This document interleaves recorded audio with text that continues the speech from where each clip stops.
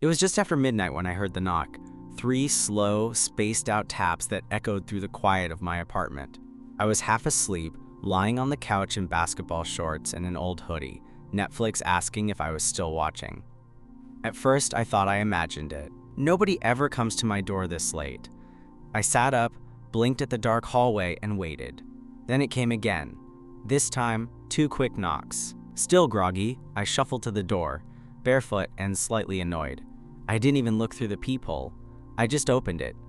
And there he was. Zach, my ex-roommate. His hoodie was soaked from the rain, hair dripping, breath visible in the cold night air. But also, he looked exactly the same. Same sharp cheekbones, same tired brown eyes, same way of standing like he was trying not to take up too much space. "Hey," he said, voice barely above a whisper. I hadn't seen him in nearly 9 months. We used to live together, me and Zach, back when we were both broke grad students, crammed into a 2-bedroom apartment that smelled like old pizza and anxiety. I never told him how I felt. Never told him how I'd lie awake some nights, listening to the sound of him brushing his teeth, wishing I had the guts to say something. Then one day, he moved out. Got a job offer out of state, said it was too good to pass up. We didn't hug goodbye, didn't say much at all. Now he was standing on my doorstep like no time had passed. "What are you doing here?" I asked. Zach shrugged, looking down at his sneakers. I didn't know where else to go. I stepped aside before I even knew why.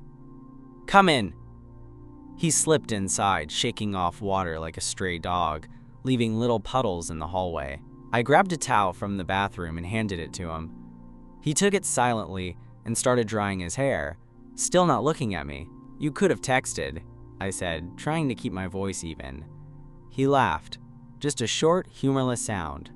"Yeah, I almost did, like 20 times. Silence stretched between us, the kind that's thick with everything unsaid. "Are you okay?" I finally asked. Zach rubbed the back of his neck, eyes darting around the room. "I don't know. I think I fucked up." That got my attention. "What do you mean?" He sat down on the edge of the couch, hands in his lap, still soaked from the rain. "Moving, leaving, all of it." I stayed standing, arms crossed. "Now you show up?" "I know," he said quickly. "I know it's weird. And I'm sorry, He trailed off, shaking his head. "What?" Zach looked up at me, finally meeting my eyes. "I've been thinking about you, for a while. I thought leaving would make it easier, but it didn't. It just made me realize how much I miss this. You." I froze, not sure what to say. The words I'd wanted to hear for so long suddenly felt too big, too heavy. "You don't have to say anything," he added, standing up like he was about to bolt. "I just needed to see you. Even if it's just tonight." Something in me cracked. I stepped forward, close enough to smell the rain on his skin, close enough to remember what it used to feel like, being near him every day. "You could have said this before you left," I said quietly. "I know," he said, "but I didn't know what it meant then. I didn't think you felt—" I cut him off with a shake of my head. "Don't assume what I felt." Zach swallowed hard. "Do you still feel it?" I didn't answer right away. I let the silence stretch again, let him twist a little. Because yeah, I still felt it, every single day. And yeah, he left without warning. But somehow, standing here, soaked and tired and honest, he looked more real to me than ever. So I did the only thing that felt right. I stepped closer. And I kissed him. It wasn't dramatic or perfect. It was tentative, slow, a little messy from the rain. But it was real. And the second his hand gripped the back of my hoodie, I knew. He felt it too. The kiss ended slowly. Neither of us pulled away fast. It was more like we drifted apart in slow motion, like neither of us wanted to break the spell just yet. I opened my eyes first. Zach stayed closed a second longer, like he wasn't ready for whatever came next. When he did open them, he looked at me like he wasn't sure this was real. "Sorry," he said, but he didn't step back. "Don't be." We stood there for a few moments, just breathing, the soft hum of the fridge in the kitchen, the sound of rain still tapping against the windows. It was surreal. Zach, here in my living room, his hoodie dripping on the rug. "Can I sit?" he asked, voice low. "Yeah," I said, finally moving to the couch. We both sat down, a little too close to be casual, not close enough to be comfortable. The silence was different now. Charged. I could feel the heat from his leg next to mine. He was staring at the floor. "I didn't come here to kiss you. I didn't even know if you'd answer the door." I leaned back, eyes on the ceiling. "So why did you come?" Zach let out a breath. I panicked. I was driving back from my parents' place, haven't been home in months, and I just kept thinking about this street, this apartment, you. Before I knew it, I was turning onto your block. I parked like 3 houses down, sat there for maybe 20 minutes, trying to figure out what the hell I was doing. I smiled without meaning to. "So I wasn't your first stop." He turned to me, lips twitching. "You were the only stop." I studied his face, how tired he looked. But underneath the exhaustion was something else. A softness, like he'd finally stopped pretending. "I thought you left for good," I said. "I thought I had too." "Why now?" Zach's jaw tightened. "Because I've been living in a city I hate, working a job that pays well but makes me miserable, and going home to an apartment that's quiet in the worst way. And every night I fall asleep thinking about that time we sat on this couch, eating Chinese food and watching that terrible alien movie. And you told me the only thing scarier than aliens was running out of soy sauce." I laughed. "I stand by that." He smiled again. "I miss you." The words were simple, but they hit hard. Honest in a way I wasn't prepared for. "I missed you too," I said, and it felt good to finally say it. He shifted on the couch, turned toward me. "I know I can't just show up like this and expect everything to be okay. I had to see you, even if it was just once. You really think I'm going to let you leave again after kissing me like that?" He blinked. "I didn't mean." I cut him off with another kiss. We didn't rush it. There was no hurry. The months apart melted between us like they'd never happened. "You staying tonight?" His answer was immediate. "If you'll let me." I leaned back and stood up. "Come on." He looked confused. "I'm not sleeping on the couch tonight. And neither are you." Zach hesitated. "Are you sure?" I just gave him a look. He stood, peeling off his soaked hoodie, revealing a black t-shirt clinging to his chest. He still looked like the same guy who used to steal my last slice of pizza and fall asleep mid-conversation, but also, somehow, like someone new. We walked down the hall together, past the kitchen, past the memories. He followed me into the bedroom. The door clicked shut behind us, and suddenly the room felt warmer than it had any right to. Maybe it was just the tension. Maybe it was the way Zach stood there like he wasn't sure what to do with his hands, shoulders damp from the rain, chest rising and falling just a little too fast. I pulled off my hoodie, tossing it over the back of a chair. He watched me do it, eyes lingering in a way that wasn't subtle. "You gonna stand there all night?" I asked. Zach blinked, then gave a sheepish smile. "Sorry. Still catching up to the fact that I'm here. That you're..." He trailed off, gesturing toward me. "This..." I stepped closer. Close enough to feel the warmth of his body now that the chill of the storm had worn off. "You mean shirtless and mildly annoyed that you waited 9 months to say something?" He chuckled softly. "Yeah, that." There was still a part of me that wanted to be mad at him. For leaving. For not calling.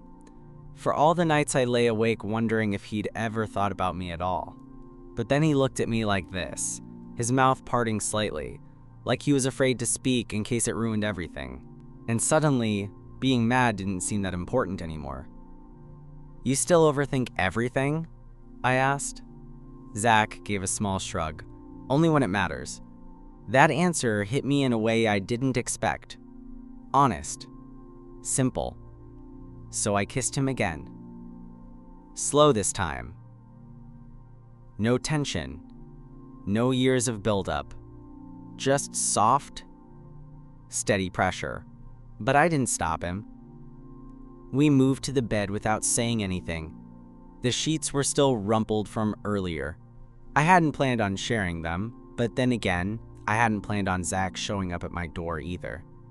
He sat down first, then leaned back against the pillows. His gaze followed me as I peeled off my shirt and climbed in beside him. "This okay?" he asked, his voice low. "More than okay." There was no rush. We didn't tear at each other's clothes or go for anything frantic. It was almost the opposite. Quiet touches, long pauses, hands exploring skin like we were learning a language we used to know but had forgotten. Every movement was slow, careful, like we were both afraid to wake up from it. We lay like that for a while, tangled up but still, breathing in sync. "I thought about this," he whispered. "When?" "Every night." I didn't respond right away. Just squeezed his hand, gently. "I wanted to call so many times," he said. "I'd pull up your number and just stare at it. But I couldn't make myself hit send." "Why?" He looked at me, really looked. "Because I didn't want to hear you tell me you moved on. That you were over it, over me." I didn't know whether to laugh or shake him. "You idiot," I murmured. I waited so long." "I'm sorry," I pressed my forehead to his. "Just don't disappear again." "I won't," he said, and I believed him. Sleep didn't come easy. Not because I wasn't tired, but because I didn't want to miss a second of having him back. I lay there listening to the rain outside, feeling the warmth of his body beside mine, and wondering how something that had felt so far away could suddenly be here, in my arms. The morning light filtered through the curtains in soft streaks, cutting across the room in golden lines. I was half awake, that comfortable in-between space where you're aware but still floating, not quite ready to face the day. I turned over and there he was, Zach, on his side facing me. One arm tucked under the pillow, the other resting lightly across his stomach. His chest rose and fell in a slow, steady rhythm, lips parted slightly, hair tousled. He looked peaceful. I hadn't seen him sleep in almost a year, but it felt like yesterday. Something about the way his brow softened in sleep, how he curled just slightly to the left like he always did. The details hadn't faded. I don't think they ever would. I laid there just watching him for a minute, trying to wrap my head around the fact that this wasn't a dream. Then his eyes opened slowly, like he'd felt me looking. "Morning," he murmured, voice hoarse from sleep. "Hey," I said, barely above a whisper. He stretched, one hand brushing against my shoulder. "Didn't expect to sleep like that." "Haven't in a while." "Same." For a second, we just looked at each other, like there was nothing else in the world worth focusing on. Then, as if remembering where he was, Zach's face changed. He sat up a little, propped on his elbow, eyes searching mine. "About last night." "I'm not freaking out," I said before he could spiral, "if that's what you're worried about." He exhaled, a little laugh of relief. "Okay. Good. Because I was." I sat up too, leaning back against the headboard. "You don't have to over-explain. You're here. That's enough for now." Zach rubbed his hand over his face, then looked around the room like he was taking it in properly for the first time. "You still have that poster." I followed his gaze to the wall, a faded print of that one Tarantino film we both quoted endlessly back in the day. "Of course I do," I said. "You made me watch it 3 times in 1 week." "Guilty," he grinned. There was a long pause then, not uncomfortable, just thick with things neither of us had figured out how to say yet. "So what now?" he asked. It was a good question. What did we do now? I could have given him a list of practical answers. Coffee, a shower, maybe breakfast. But that wasn't what he meant. And we both knew it. "I don't know," I said honestly. "But I don't want this to be just one night." He nodded slowly. "Me either." There was something in his face. Relief, maybe. Or guilt. Probably both. He leaned in and kissed my shoulder. Just a soft press of lips to skin. "I've got to go back in a couple days," he said after a minute. "My stuff, my lease, I'm not asking you to throw your life away. I know, he said, but part of me wants to. That made my heart clench. Zach, I'm not saying I will, he added quickly. Just, I've never felt more like myself than when I'm around you. And I've spent the last 9 months pretending that wasn't true. I wanted to pull him in and never let go. But I also knew how hard that choice was. How messy real life got when feelings showed up at your door uninvited. You don't have to decide anything right now, I said. Let's just have coffee, take a walk, breathe. He smiled, eyes soft. Yeah, okay, that sounds good. We climbed out of bed, still quiet, moving around each other in that easy way people do when they've shared a life before. I made coffee, he dug through my cabinets like he still lived here. When we sat on the couch with our mugs, legs touching, it felt normal in a way that almost scared me. I miss this, he said suddenly. You, us, even this stupid mug. I looked at it, bright orange with a chipped handle. I'd almost thrown it away last month. Guess it's a good thing I keep stuff, I said. He looked at me, and I knew he wasn't just talking about mugs. We spent most of that day doing nothing, which somehow felt like everything. We walked to the corner cafe where we used to sit for hours pretending to study. Zach still ordered the same thing, black coffee, no sugar, because he said milk ruined the taste. I rolled my eyes and got my usual iced latte, and we argued over who had better taste like no time had passed. The weather had cleared by then, crisp air with a hint of sun, and we ended up strolling through the neighborhood like we used to. At one point, he bumped my shoulder with his, and when I looked over, he was already smiling. You remember the night we got locked out? He asked. I groaned. God. The one with the frozen pizza, the broken key, and me using a wire hanger like I was in a spy movie? He laughed, the sound full and real. And then you gave up and sat on the steps until the landlord showed up with a look that said, "You two are absolute idiots." We were, I said, grinning. He nudged me again. Still are. Later that afternoon, we ended up back on the couch. He stretched out with his feet on the coffee table like it was still his apartment. I didn't mind. So, he started, voice cautious. You seeing anyone? I glanced at him. No. He nodded slowly. Because I thought about you. I told myself you were probably dating someone by now, living some perfectly curated life with a guy who knows how to cook and does yoga. I laughed. Please. The last guy the first dated had a Pinterest board called Minimalist Masculinity and thought tofu was a personality. Zach made a face. Okay, that's a crime. We fell into a comfortable silence. My leg brushed against his. He didn't move away. Why didn't you tell me? I asked after a moment. Back then, before you left. He looked over, chewing his lip. Because I thought it would ruin everything. I thought if I said it and you didn't feel the same way, I'd lose my best friend. I get that, I said quietly, but I wish you'd given me the chance. I know, he said. I'm giving it now, if it's not too late. I stared at him for a beat longer, then leaned over and kissed him. It wasn't a kiss like the night before. No hunger, no urgency. This one was calm, reassuring, a quiet yes. He melted into it, hand sliding to my thigh, like he already belonged there. That night, we cooked dinner together like we used to, both of us fumbling for spices and teasing each other over bad knife skills. He insisted he was better with garlic. I proved him wrong. Afterward, we lay in bed again, closer this time. The intimacy felt both familiar and brand new. I don't know how this ends, Zach whispered. Who says it has to?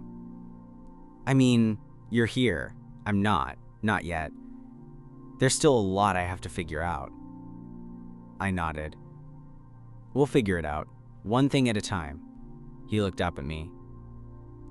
You sure? About you? Yeah, I'm sure. He kissed me again, slow and deliberate, like he was memorizing it.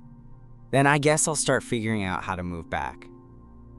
And just like that, the space between us that had felt like an ocean for the last 9 months got a little bit smaller. The days that followed felt like stolen time. Zach stayed. At first, it was just a night, then 2, then 5. And each day, the unspoken weight of his impending return to his other life, the job, the lease, the city he didn't belong in, hung quietly in the background like a fog neither of us mentioned out loud. But inside the apartment, it felt like something had clicked back into place. Mornings were slow, filled with the smell of coffee and the sound of his feet padding into the kitchen. Evenings were even slower. Takeout containers on the coffee table, dumb arguments about what to watch, half-watched movies giving way to long kisses. One night I caught him standing in my bedroom doorway just watching me. "What?" I asked, lying on the bed and scrolling my phone. He shook his head. "Nothing. Just, this feels real." "It is real," I said. He crossed the room, sat at the edge of the bed. "I mean, I used to picture it. Nights like this. You. Me. I'd imagine we'd fight over dumb stuff like laundry and who gets the last spring roll. But then I'd come home and you'd be here, and I'd just feel... safe?" He nodded. "Yeah, like I could finally breathe." I set my phone down. "So what are you gonna do about it?" Zach looked down, hands clasped in his lap. "I called my boss this morning." My stomach twisted. "And?" "I quit." I sat up. "Wait, seriously?" He looked at me, a mix of nerves and excitement on his face. "Yeah, I hated that job. I was only holding on to it because I didn't know what I was holding out for. But now, I want to be here, with you." I blinked, trying to catch up. "I mean, I'll need to figure some things out," he continued. "Job stuff, housing. But maybe we could figure it out together?" My mouth opened, then closed. Finally, I just nodded. "Yeah," I said. "We can figure it out." He leaned in and kissed me, and it felt different this time. Like a promise, not the dramatic kind, the quiet, sturdy kind that stays. The next day, we went to the thrift store and bought a used desk. He set it up in the corner of my living room like it was his temporary office. "I'll find remote work," he said. "Freelance, something."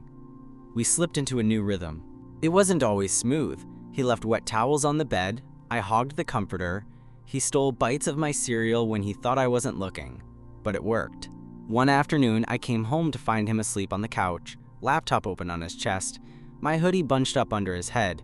He looked completely at peace. And I realized I wasn't waiting anymore. He was here, for real. It had been nearly a month since the night Zach showed up at my door, soaked and unsure. Since then, everything had changed. And yet, somehow, it all felt exactly like it should have from the beginning.